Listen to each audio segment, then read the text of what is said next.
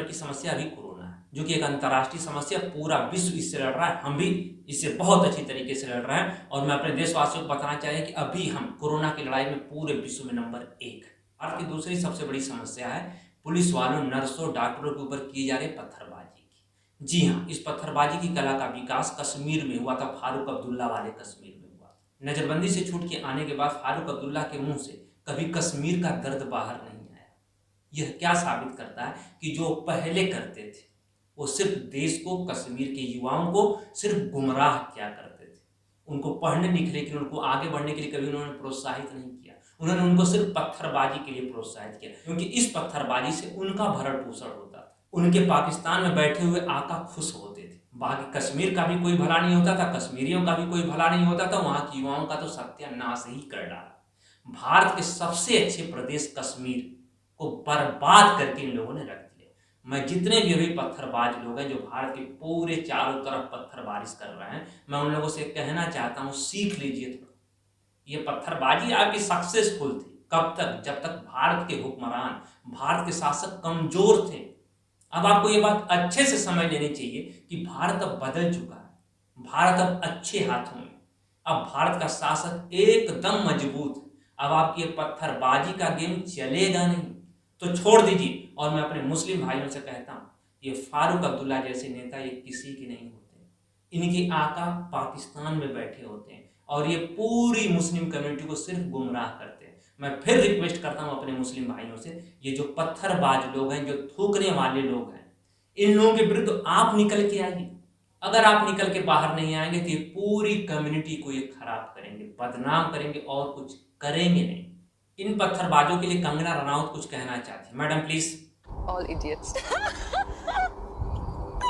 अब आती है तीसरी सबसे बड़ी समस्या। ये पत्थरबाजी करते रहेंगे, नर्सों के साथ बदतमीजी करते रहेंगे, इधर उधर भागते रहेंगे, पुलिस इनको ढूंढती रहेगी। अगर आप कुछ नहीं बोल रहे हैं तो सब कुछ ठीक है, लेकिन ये कैसे होगा कि आप कुछ ना बोले? आपको विरोध तो करना ही पड़ेगा। और गलती से आपने अगर इनके विरोध में कुछ भी लिख दिया, कुछ भी बोल दिया, तो बस लिबरल गैंग एकदम फ्रंट पर आ जाती है इनको बचाने के लिए और विधवा विलाप करना चालू कर देता है। आपको ट्रोल करना चालू कर देगी, आपको फोन करके धमकियां देना चालू कर देगी। तो कंगना रनावत मैडम यहाँ पर और धमकी देने पर भी कुछ बोलना चाहती है। मैडम बोल दीजिए ना प्लीज। All idiots. अब ये सब मामला शुरू कैसा, जैसा कि आपको मालूम है, डेली कभी इंदौर में, कभी कानपुर में, कभी मुरादाबाद में, कभी मेरठ में आए दिन पुलिस वालों के ऊपर, नर्सों के ऊपर, डॉक्टरों के ऊपर ईंट पत्थरों से हमले हो रहे हैं। ये सब बातें देख के बबीता फोगाट आती है और एक ट्वीट कर देती है, भारत में कोरोना अभी दूसरे नंबर की समस्या है, नंबर 1 की समस्या जाहिल जमाती। इनका ट्वीट होता है, उसके बाद इनसे 2 कदम आगे बढ़ के रंगोली चंदेल, जो कि कंगना रनावत की बहन है, वो एक और ट्वीट कर देती हैं और ट्वीट में लिख देती हैं, जाहिल जमातियों को गोली मार दी जाए। बस ये सब देखना था कि हमारी लिबरल गैंग एकदम आउट ऑफ कंट्रोल हो जाती है, वो ट्रोलिंग करना चालू करती है। मैं ये पूछ रहा हूँ कि बार बार सरकार के कहने पर कि आप लोग आइए, सरेंडर कर दीजिए, जो भी जमात से निकले लोग हैं आए अपनी टेस्टिंग करा ले। अगर कोई व्यक्ति नहीं आ रहा और उसको पकड़ने के लिए पुलिस को छापेमारी करनी पड़ रही है तो उनको जाहिल ही कहेंगे ना।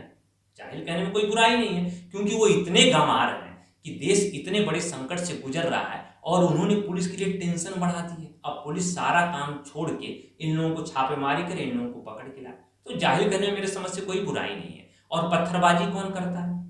कश्मीर में पत्थरबाजी होती थी, गोली चलती थी। तो सिंपल सी बात है, पत्थरबाजी करेंगे वो भी पुलिस वाले के ऊपर, डॉक्टरों के ऊपर, तो आपको हम राष्ट्रवादी तो नहीं कह सकते और फूल माला लेके आपका स्वागत भी नहीं कर सकते। All idiots. बबीता फोगाट ने ट्वीट किया, उसके बाद आता है एजाज खान। ये एजाज खान नाम आप याद रखिए। एजाज खान आता है और एक ट्वीट करता है, खान ने तुझको इज्जत दी, खान ने तुझको शोहरत दी, खान ने तुझको पैसा दिया और खान से तुझे इतनी नफरत, तू इस देश के लिए हानिकारक है, तू इस समाज के लिए हानिकारक है। मैं ये सोचा कि बबीता फोगाट ने अपने ट्वीट में कहाँ खान शब्द यूज किया है, बबीता फोगाट ने अपने ट्वीट में कहाँ मुस्लिम शब्द यूज किया है, एक भी जगह यूज नहीं किया। तो फिर ये एजाज खान ये इतनी उल्टी बातें क्यों कर रहा है? All idiots. मैं आपको बता देना चाहता हूँ, एजाज खान अपने आप को बॉलीवुड का एक्टर कहता है। बॉलीवुड का एक्टर कहने में कोई मुश्किल नहीं है, लेकिन उसका ग्रेड डी है। यानी वो डी ग्रेड का बॉलीवुड का एक्टर है, एक सस्ता आदमी है, सस्ते नशे करता है और सस्ती लोकप्रियता पाने के लिए कुछ भी कर सकता है। अभी इसी घटना में देखिए आमिर खान का यहाँ पर कोई भी रोल नहीं है, लेकिन वो आमिर खान को बर्बाद कर दिया। वो कैसे किया कि मान लीजिए मैं बबीता फोगाट का सपोर्टर हूँ, अब आमिर खान के लिए मैं क्या बोलूंगा, आमिर खान के लिए मैं ये बोलूंगा कि बबीता फोगाट नहीं गई थी आमिर खान के पास कि मेरे ऊपर आओ फिल्म बना दो। आमिर खान आए थे बबीता फोगाट के पास कि मैं आपके ऊपर फिल्म बनाना चाहता हूँ। दूसरी बात, अगर फिल्म बनी तो बबीता फोगाट को लाखों में मिला, कमाई किसने की, आमिर खान ने कमाई की। तो यहाँ पर आमिर खान को बबीता फोगाट की जरूरत है, बबीता फोगाट को किसी की जरूरत नहीं है। आमिर खान नहीं बनाते कोई दूसरा फिल्म बनाता। और दूसरी बात, बायोपिक हिट होने के बाद बनती है। मैं एजाज खान से कहना चाहूंगा, एजाज खान तुम जहां भी हाथ डालोगे वहां दो चार लोगों को बर्बाद करके रखोगे। देखो इस पूरे सीन में आमिर खान कहीं थे ही नहीं, लेकिन तुम्हारी एक घटिया ट्वीट ने आमिर खान को ट्रोलिंग के निशाने पर ला दिया। आमिर खान की यहाँ कोई गलती नहीं थी, लेकिन तुम्हारी गलती की वजह से आमिर खान भी ट्रोल होंगे। तो मैं तुमसे ये कहता हूँ भाई मेरे, जाओ अपने लेवल के, जहां तुम्हारे लेवल के लोग हैं वहां पर जाके अपनी उनको शिक्षा दो, उनको ज्ञान दो। यहाँ बबीता फोगाट और तुम्हारे में बहुत ज्यादा का डिफरेंस।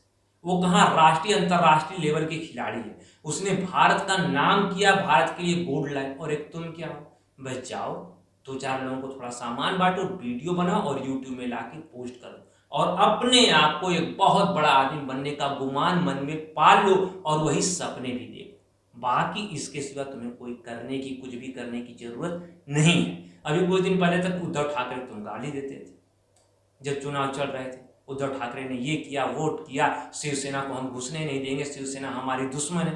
अभी 5 दिन से देख रहा हूं तुम्हारे रंग बदले बदले से, पूरा उद्धव ठाकरे को तुमने भारत का बेस्ट सीएम बना दिया।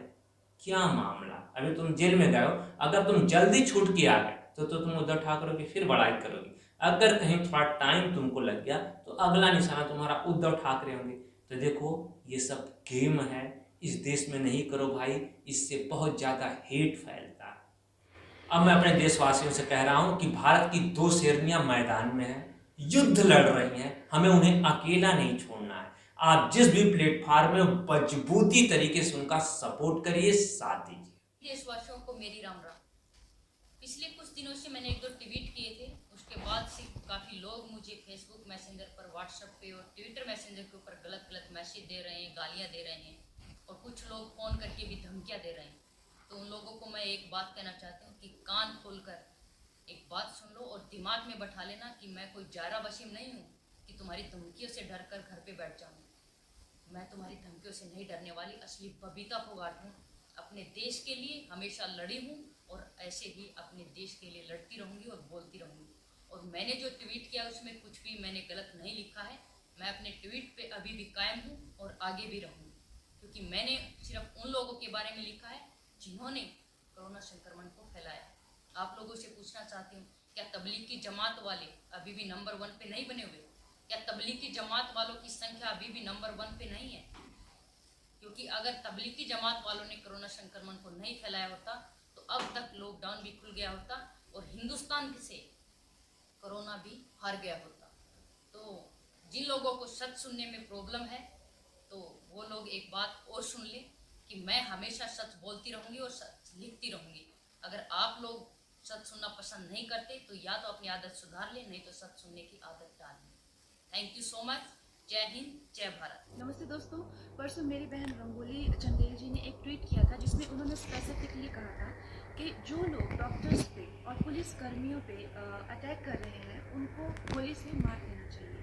लेकिन फारा अली खान जी जो सुजैन जी की बहन है और रीमा काटकी जी काफ़ी प्रतिष्ठित निर्देशिका है, उन्होंने ये झूठा दावा किया कि रंगोली ने मुस्लिम जेनोसाइड के लिए कहा है। अगर कहीं भी ऐसा कोई भी ट्वीट मिलता है जिसमें मुस्लिम जेनोसाइड के लिए कहा है तो मैं और रंगोली सामने से आके माफ़ी मांगेंगे। क्या वो ये कहना चाहती हैं कि हर मुस्लिम जो है वो आतंकवादी है? हमारा ये मानना नहीं है कि हर मुस्लिम डॉक्टर्स को अटैक कर रहे हैं, कि हर मुस्लिम जो है वो पुलिसकर्मियों को अटैक कर रहे हैं।